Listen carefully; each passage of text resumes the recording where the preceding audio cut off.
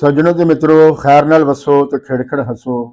ਤੁਸੀਂ ਵੇਖ ਰਹੇ ਜੀ ਜਾਗ ਪੰਜਾਬੀ ਚੈਨਲ ਤੇ ਮੈਂ ਤੁਹਾਡਾ ਮਹਿਮਾਨ ਸ਼ਬੀਰ ਜੀ ਅੰਗ ਰੰਗ ਚੱਜ ਦੀ ਗੱਲ ਲੈ ਕੇ ਤੁਹਾਡੀ ਸੇਵਾ ਦੇ ਵਿੱਚ ਹਾਜ਼ਰ ਹਾਂ। ਤੇ ਇਸ ਤੋਂ ਪਹਿਲਾਂ ਕਿ ਮੈਂ ਚੱਜ ਦੀ ਗੱਲ ਸ਼ੁਰੂ ਕਰਾਂ, ਤੁਹਾਡੇ ਅੱਗੇ ਬੇਨਤੀ ਹੈ ਕਿ ਜੇ ਤੁਸੀਂ ਇਹ ਚੈਨਲ ਸਬਸਕ੍ਰਾਈਬ ਨਹੀਂ ਕੀਤਾ ਤੇ ਇਸ ਨੂੰ ਸਬਸਕ੍ਰਾਈਬ ਕਰ ਦਿਓ, ਇਸ ਨੂੰ ਅਗਾਂਹ ਵੀ ਟੋਰ ਦਿਓ ਤੇ ਇਸ ਦੀ ਜਿਹੜੀ ਘੰਟੀ ਹੈ ਉਹ ਖੜਕਾਉਣਾ ਨਾ ਭੁੱਲਣਾ, ਤਾਂ ਜੇ ਸਾਡਾ ਹਰ ਇੱਕ ਵੀਡੀਓ ਤੁਹਾਨੂੰ ਆਪ ਮੁਹਾਰੇ ਮਿਲਦਾ ਰਹੇ। ਤੇ ਸੱਜਣੋ ਤੇ ਮਿੱਤਰੋ, ਅੱਜ ਅਸੀਂ ਗੱਲ ਕਰ ਰਹੇ ਹਾਂ ਪੰਜਾਬੀਅਤ ਦੇ ਬਾਰੇ 'ਚ ਕਿ ਔਰ ਪੰਜਾਬੀਅਤ ਦੇ ਵਿੱਚ ਜਿਹੜਾ ਇੱਕ ਅਹਿਮ ਮਸਲਾ ਹੈ ਉਸ 'ਤੇ ਅਸੀਂ ਜਿਹੜਾ ਅੱਜ ਗੱਲ ਕਰਾਂਗੇ।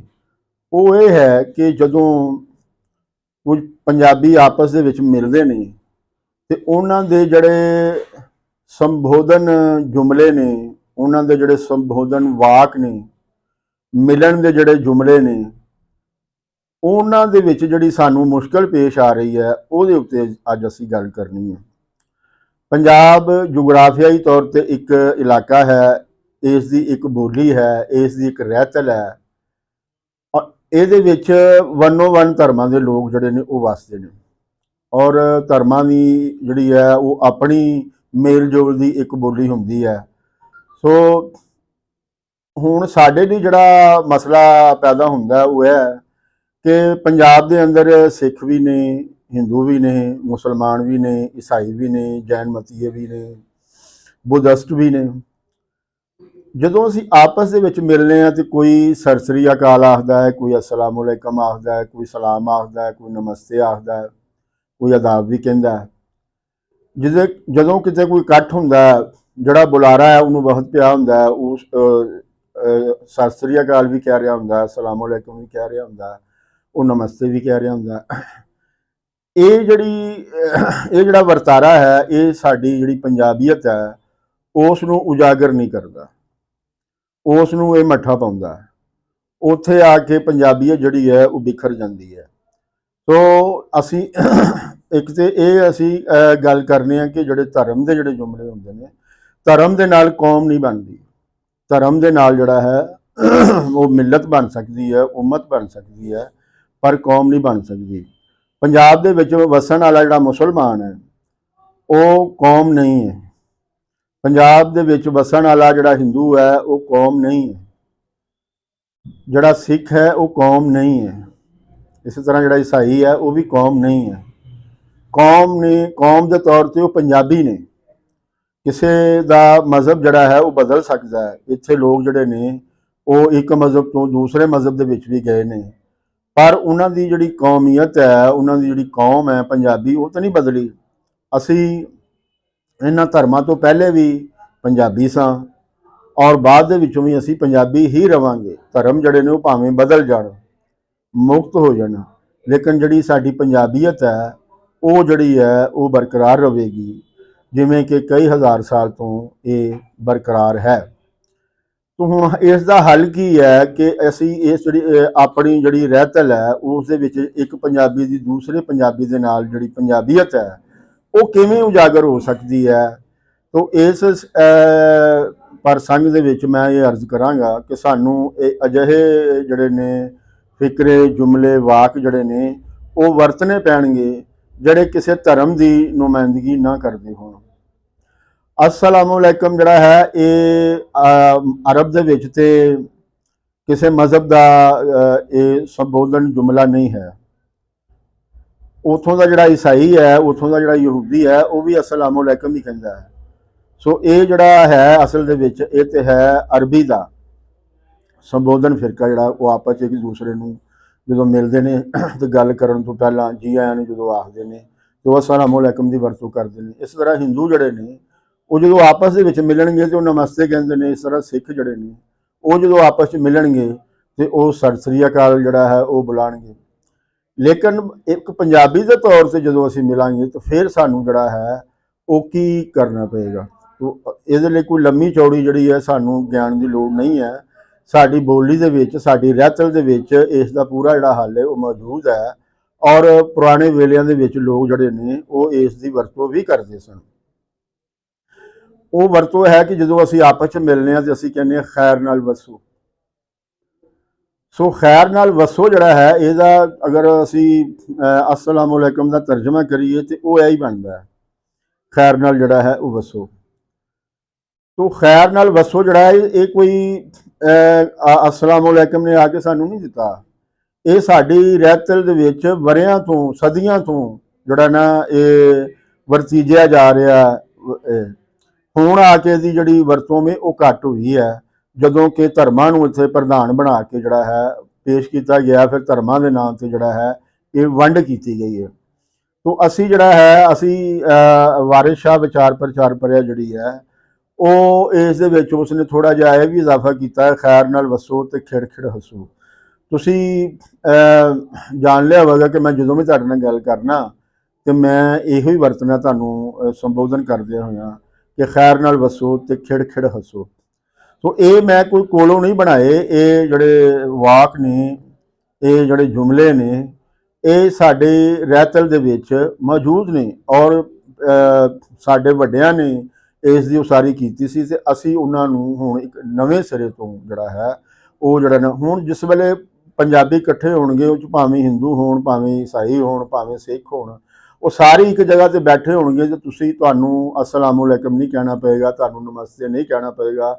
ਜਦੋਂ ਤੁਸੀਂ ਇਹ ਕਹੋਗੇ ਕਿ ਖੈਰ ਨਾਲ ਵਸੋ, ਇਹ ਅੱਗੋਂ ਤੁਹਾਡੀ ਮਰਜ਼ੀ ਹੈ ਕਿ ਤੁਸੀਂ ਕਹੋ ਕਿ ਖਿੜ ਖਿੜ ਹੱਸੋ, ਇਹ ਕੋਈ ਕਹਿਣਾ ਜ਼ਰੂਰੀ ਨਹੀਂ ਹੈ।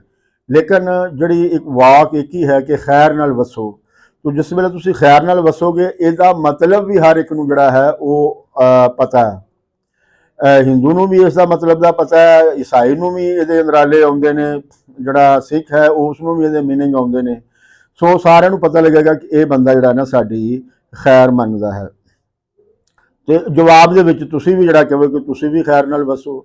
ਸੋ ਇਹਦੇ ਨਾਲ ਜਿਹੜਾ ਹੈ ਜਿਹੜੀ ਅਪਣਾਈਅਤ ਹੈ, ਜਿਹੜੀ ਪੰਜਾਬੀਅਤ ਹੈ ਉਹ ਉਗੜਦੀ ਹੈ, ਉਹ ਉਜਾਗਰ ਹੁੰਦੀ ਹੈ।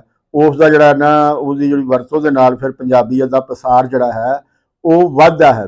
ਔਰ ਇਹ ਜਿਹੜਾ ਸਮਾਜ ਹੈ ਇਹ ਧੀਰੇ ਧੀਰੇ ਜਿਹੜਾ ਹੈ ਹੌਲੀ ਹੌਲੀ ਜਿਹੜਾ ਹੈ ਉਹ ਸੈਕੂਲਰ ਰਹਿਤਲ ਵੱਲ ਵੀ ਜਿਹੜਾ ਹੈ ਉਹ ਅਗਾਂਹ ਕਦਮ ਪੱਟਦਾ ਹੈ।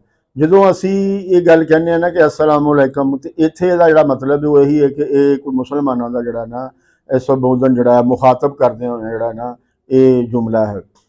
ਇਸ ਤਰ੍ਹਾਂ ਕੋਈ ਸਰਸਰੀ ਅਕਾਲ ਕਹਿੰਦਾ, ਸਰਸਰੀ ਅਕਾਲ ਤੇ ਬੁਨਿਆਦੀ ਤੌਰ 'ਤੇ ਮੁੱਢਲੇ ਤੌਰ 'ਤੇ ਜੈਕਾਰਾ ਹੈ।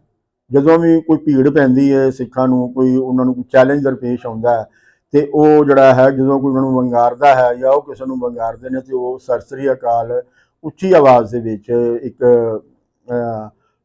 ਨਾਰੇ ਦੀ ਸ਼ਕਲ ਦੇ ਵਿੱਚ ਜਿਹੜਾ ਨਾ ਉਹ ਇਸ ਦੀ ਵਰਤੋਂ ਕਰਦੇ ਨੇ। ਇਸ ਤਰ੍ਹਾਂ ਜਿਹੜਾ ਔਰ ਇਹਦਾ ਜਿਹੜਾ ਮਤਲਬ ਹੈ ਇੱਥੇ ਬਹੁਤ ਸਾਰੇ ਲੋਕਾਂ ਨੂੰ ਨਹੀਂ ਆਉਂਦਾ। ਇਸੇ ਤਰ੍ਹਾਂ ਨਮਸਤੇ ਜਿਹੜਾ ਹੈ ਉਹ ਘੱਟ ਲੋਕਾਂ ਨੂੰ ਇਹਦਾ ਮਤਲਬ ਆਉਂਦਾ, ਸਾਰੇ ਪੰਜਾਬੀਆਂ ਨੂੰ ਇਸ ਦਾ ਮਤਲਬ ਵੀ ਨਹੀਂ ਆਉਂਦਾ। ਸੋ ਜਿਹੜਾ ਖੈਰ ਨਾਲ ਵਸੋ ਹੈ ਇਹਦਾ ਮਤਲਬ ਜਿਹੜਾ ਹੈ, ਜਾਂ ਖੈਰੀ ਵਸੋ ਜਿਹੜਾ ਹੈ ਇਹਦਾ ਮਤਲਬ ਜਿਹੜਾ ਹੈ ਉਹ ਹਰ ਇੱਕ ਨੂੰ ਆਉਂਦਾ, ਪੜ੍ਹੇ ਲਿਖੇ ਨੂੰ ਵੀ ਆਉਂਦਾ ਤੇ ਅਨਪੜ੍ਹ ਜਿਹੜਾ ਹੈ ਉਸ ਨੂੰ ਆਉਂਦਾ ਹੈ। ਇਸੇ ਤਰ੍ਹਾਂ ਹੀ ਜਦੋਂ ਅਸੀਂ ਕੋਈ ਬੰਦਾ ਸਾਡੇ ਨਾਲ ਭਲਾ ਕਰੇ ਤੇ ਅਸੀਂ ਆਮ ਤੌਰ 'ਤੇ ਅੱਜ ਕੱਲ੍ਹ ਜਿਹੜੀ ਵਰਤੋਂ ਕਰਨੇ ਆ ਉਹ ਕਰ ਰਹੇ ਹਾਂ ਜੀ ਥੈਂਕਸ, ਸ਼ੁਕਰੀਆ, ਧੰਨਵਾਦ, ਆਭਾਰੀ। ਇਸ ਵਨ ਦੇ ਜਿਹੜੇ ਨੇ ਨਾ ਅਸੀਂ ਉਚਾਕ ਜਿਹੜੇ ਨੇ ਇਹਨਾਂ ਦੀ ਵਰਤੋਂ ਕਰਨੀ ਆ। ਇਹ ਵੀ ਜਿਹੜੀ ਨਾ ਪੰਜਾਬੀਅਤ ਨੂੰ ਅੱਗੇ ਨਹੀਂ ਆਉਣ ਦਿੰਦੇ, ਪੰਜਾਬੀਅਤ ਨੂੰ ਉਜਾਗਰ ਨਹੀਂ ਕਰਦੇ। ਧੰਨਵਾਦ ਜਿਹੜਾ ਹੈ ਹਿੰਦੀ ਦਾ ਹੀ ਹੈ, ਇਹ ਬੋਲੀ ਹਿੰਦੀ ਦਾ। ਇਸ ਤਰ੍ਹਾਂ ਜਿਹੜਾ ਸ਼ੁਕਰੀਆ ਹੈ ਇਹ ਫਾਰਸੀ ਦੇ ਵਿੱਚੋਂ ਹੈ। ਇਸੇ ਤਰ੍ਹਾਂ ਜਿਹੜਾ ਥੈਂਕਸ ਹੈ ਅੰਗਰੇਜ਼ੀ ਦੇ ਵਿੱਚੋਂ ਹੈ। ਤੋ ਸਾਡੀ ਜਿਹੜੀ ਬੋਲੀ ਹੈ ਉਹ ਕਿੱਥੇ ਗਈ? ਤੋ ਸਾਡੀ ਬੋਲੀ ਦੇ ਵਿੱਚ ਲੋਕ ਜਿਹੜਾ ਹੈ ਉਹਦੀ ਬੜੀ ਭਰਵੀਂ ਇੱਕ ਵਰਤੋਂ ਰਹੀ ਹੈ ਕਿ ਭਲਾ ਹੋਵੇ। ਸੋ ਭਲਾ ਹੋਵੇ, ਸਾਡੇ ਵੱਡੇ ਜਿਹੜੇ ਨੇ ਕੋਈ ਉਹਨਾਂ ਦੇ ਨਾਲ ਜਦੋਂ ਕੋਈ ਭਲਾ ਕਰਦਾ ਸੀ ਤੇ ਉਹ ਵੀ ਅੱਗੋਂ ਉਹਨਾਂ ਨੂੰ ਉਹਦਾ ਭਲਾ ਮੰਗਦੇ ਹੋਇਆ ਉਸ ਨੂੰ ਕਹਿੰਦੇ ਸਨ ਕਿ ਭਲਾ ਹੋਵੇ, ਕਿ ਤੂੰ ਸਾਡੇ ਨਾਲ ਭਲਾ ਕੀਤਾ ਤੇ ਤੇਰੇ ਨਾਲ ਵੀ ਜਿਹੜਾ ਹੈ ਉਹ ਭਲਾ ਹੋਵੇ। ਔਰ ਇਹਦਾ ਵੀ ਮਤਲਬ ਜਿਹੜਾ ਹੈ ਉਹ ਸਾਰਿਆਂ ਨੂੰ ਆਉਂਦਾ ਹੈ। ਇਹ ਜਿਹੜਾ ਹੈ ਹੁਣ ਅਸੀਂ ਵਾਰਿਸ ਸ਼ਾਹ ਵਿਚਾਰ ਪ੍ਰਚਾਰ ਵਰਿਆ ਨੇ ਭਲੇ ਜਿਹੜਾ ਭਲਾ ਹੋਵੇ ਉਹਨੂੰ ਭਲੇ ਵਾਹ ਦੇ ਵਿੱਚ ਜਿਹੜਾ ਨਾ ਬਦਲ ਦਿੱਤਾ ਹੈ।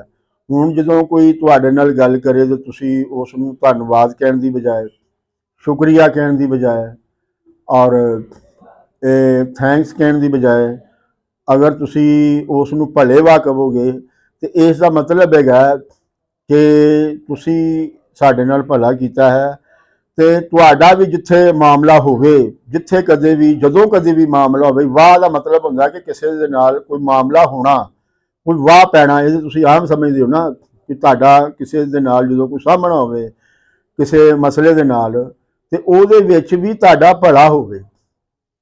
ਤਾਂ ਇਹ ਭਲੇ ਦੀ ਗੱਲ ਹੈ, ਕਰ ਭਲਾ ਅੰਤ ਭਲੇ ਦਾ ਭਲਾ। ਸੋ ਇਹ ਉਸ ਦਾ ਇੱਕ ਤਰਜਮਾ ਹੈ ਕਿ ਤੁਸੀਂ ਸਾਡੇ ਨਾਲ ਭਲਾ ਕੀਤਾ ਹੈ ਤੇ ਅੰਤ ਦੇ ਵਿੱਚ ਤੁਹਾਡੇ ਨਾਲ ਵੀ ਜਿਹੜਾ ਹੈ ਇਹ ਭਲਾ ਹੀ ਜਿਹੜਾ ਹੈ ਉਹ ਹੋਵੇ। ਸੋ ਇਸ ਦਾ ਜਿਹੜਾ ਮਤਲਬ ਹੈ, ਔਰ ਇਹਦੇ ਅੰਦਰ ਜਿਹੜੀ ਇਹ ਦੂਜੇ ਇਨਸਾਨਾਂ ਦੇ ਬਾਰੇ ਤੁਹਾਡੀ ਜਿਹੜੀ ਫੀਲਿੰਗ ਹੈ, ਅਹਿਸਾਸ ਹੈ, ਉਹਦਾ ਵੀ ਦੂਜੇ ਨੂੰ ਪਤਾ ਲੱਗਦਾ ਹੈ। ਤੁਹਾਨੂੰ ਆਪ ਵੀ ਇਹ ਬੋਲਦੇ ਹੋਏ ਨਾ, ਜਿਹੜੇ ਅਪਣਾਈਅਤ ਤੁਹਾਨੂੰ ਇਹਦੇ ਵਿੱਚ ਮਿਲਦੀ ਹੈ, ਉਹ ਧੰਨਵਾਦ ਦੇ ਵਿੱਚ ਜਾਂ ਆਭਾਰੀ ਦੇ ਵਿੱਚ ਜਾਂ ਸ਼ੁਕਰੀਆ ਦੇ ਵਿੱਚ ਜਾਂ ਥੈਂਕਸ ਦੇ ਵਿੱਚ ਜਿਹੜਾ ਨਾ ਤੁਹਾਨੂੰ ਉਹ ਨਹੀਂ ਮਿਲਦੀ। ਉਹ ਤੁਸੀਂ ਇੱਕ ਰਿਵਾਜੀ ਤੌਰ ਤੇ ਜਿਹੜਾ ਹੈ ਨਾ ਬੋਲ ਰਹੇ ਹੋ, ਜਾਂ ਜਿਹੜੀ ਇੱਕ ਬਿਮਾਰੀ ਸਾਡੇ ਜ਼ਿਹਨਾਂ ਦੇ ਵਿੱਚ ਇਹ ਬੜੀ ਹੋਈ ਹੈ ਕਿ ਇਹ ਕੋਈ ਪੜ੍ਹੇ ਲਿਖੇ ਹੋਣ ਦੀ ਜਿਹੜੀ ਇਹਨਾਂ ਨਿਸ਼ਾਨੀ ਹੈ ਕਿ ਅਸੀਂ ਸ਼ੁਕਰੀਆ ਕਹੀਏ, ਕੋਈ ਇੱਕ ਜਾਂ ਅਸੀਂ ਆਭਾਰੀ ਕਹੀਏ ਜਾਂ ਅਸੀਂ ਧੰਨਵਾਦ ਕਹੀਏ, ਔਰ ਜੇ ਅਸੀਂ ਇਹ ਕਹੀਏ ਕਿ ਭਲੇ ਵਾਹ ਜਾਂ ਭਲਾ ਹੋਵੇ ਤੇ ਸ਼ਾਇਦ ਸਾਨੂੰ ਜਿਹੜਾ ਹੈ ਉਹ ਅਨਪੜ੍ਹ ਸਮਝਿਆ ਜਾਵੇ। ਇਸ ਬਿਮਾਰੀ ਨੂੰ ਜ਼ਿਹਨ ਦੇ ਵਿੱਚੋਂ ਕੱਢਣ ਦੀ ਜਿਹੜੀ ਹੈ ਉਹ ਬੜੀ ਲੋੜ ਹੈ। ਔਰ ਜਦੋਂ ਜਿਹੜੇ ਸਾਡੇ ਵੱਡੇ ਸਨ ਉਹ ਕੋਈ ਅਨਪੜ੍ਹ ਬੰਦੇ ਤੇ ਨਹੀਂ ਸਨ, ਉਹ ਕੋਈ ਮੂਰਖ ਬੰਦੇ ਤੇ ਨਹੀਂ ਸਨ। ਅੱਜ ਅਸੀਂ ਜਿਸ ਸਮਾਜ ਦੇ ਜਿਸ ਮਾਹੌਲ 'ਚ ਸਾਹ ਲੈ ਰਹੇ ਹਾਂ, ਜਿਹੜੀ ਬੋਲੀ ਸਾਡੇ ਤੱਕ ਅਪੜੀ ਹੈ, ਜਿਹੜਾ ਗਿਆਨ ਧਿਆਨ ਸਾਡੇ ਤੱਕ ਅਪੜਿਆ, ਵਾਰਿਸ ਸ਼ਾਹ ਦੀਆਂ ਲਿਖਤਾਂ, ਬੁੱਲੇ ਸ਼ਾਹ ਦੀਆਂ ਲਿਖਤਾਂ, ਗ੍ਰੰਥ ਜਿਹੜਾ ਸਾਡੇ ਕੋਲ ਆਇਆ ਹੈ, ਉਹ ਸਾਡੇ ਵੱਡਿਆਂ ਦੀ ਸੂਝ ਸਿਆਣਪ ਹੀ ਹੈ ਨਾ। ਔਰ ਉੱਥੋਂ ਅਸੀਂ ਅੱਜ ਵੀ ਜਿਹੜਾ ਹੈ ਉਹ ਰਹਿਬਰੀ ਲੈ ਰਹੇ ਹਾਂ, ਅੱਜ ਵੀ ਉਹਨਾਂ ਤੋਂ ਜਿਹੜਾ ਨਾ ਸੇਧ ਲੈ ਰਹੇ ਹਾਂ, ਗਿਆਨ ਧਿਆਨ ਉਹਨਾਂ ਕੋਲ ਲੈ ਰਹੇ ਹਾਂ। ਔਰ ਅੱਜ ਅਗਰ ਫਖਰ ਨਾਲ ਅਸੀਂ ਕੋਈ ਗੱਲ ਕਰ ਸਕਨੇ ਹਾਂ ਤੇ ਉਹ ਸਾਡੇ ਉਹ ਵੱਡਿਆਂ ਦਾ ਉਹ ਵਿਰਸਾ ਹੀ ਹੈ ਜਿਹੜਾ ਸਾਨੂੰ ਸਾਡੇ ਨਾਲ ਜਿਹੜਾ ਲਗਾ ਆ ਰਿਹਾ, ਔਰ ਅਸੀਂ ਉਹਨੂੰ ਮਾਣ ਦੇ ਨਾਲ ਜਿਹੜਾ ਹੈ ਦੁਨੀਆ ਦੇ ਸਾਹਮਣੇ ਪੇਸ਼ ਕਰਨੇ ਆ। ਅਸੀਂ ਮਾਣ ਦੇ ਨਾਲ ਵਾਰਿਸ ਸ਼ਾਹ ਨੂੰ ਜਿਹੜਾ ਨਾ ਦੁਨੀਆ ਦੇ ਸਾਹਮਣੇ ਪੇਸ਼ ਕਰਨੇ ਆ। ਅਸੀਂ ਮਾਣ ਦੇ ਨਾਲ ਗੁਰੂ ਨਾਨਕ ਜੀ ਨੂੰ ਦੁਨੀਆ ਦੇ ਸਾਹਮਣੇ ਜਿਹੜਾ ਹੈ ਉਹ ਪੇਸ਼ ਕਰਨੇ ਆ, ਬਾਬਾ ਬੁੱਲੇ ਸ਼ਾਹ ਨੂੰ, ਖਾਜਾ ਫਰੀਦ ਨੂੰ, ਬਾਬਾ ਫਰੀਦ ਨੂੰ। ਇਸੇ ਤਰ੍ਹਾਂ ਜਿਹੜੇ ਸਾਡੇ ਹੋਰ ਜਿਹੜੇ ਸੂਝਵਾਨ ਹੋਏ ਨੇ ਉਹਨਾਂ ਦੀ ਅਸੀਂ ਗੱਲ ਦੁਨੀਆ ਦੇ ਬੜੇ ਮਾਣ ਦੇ ਨਾਲ ਕਰਨੇ ਆ।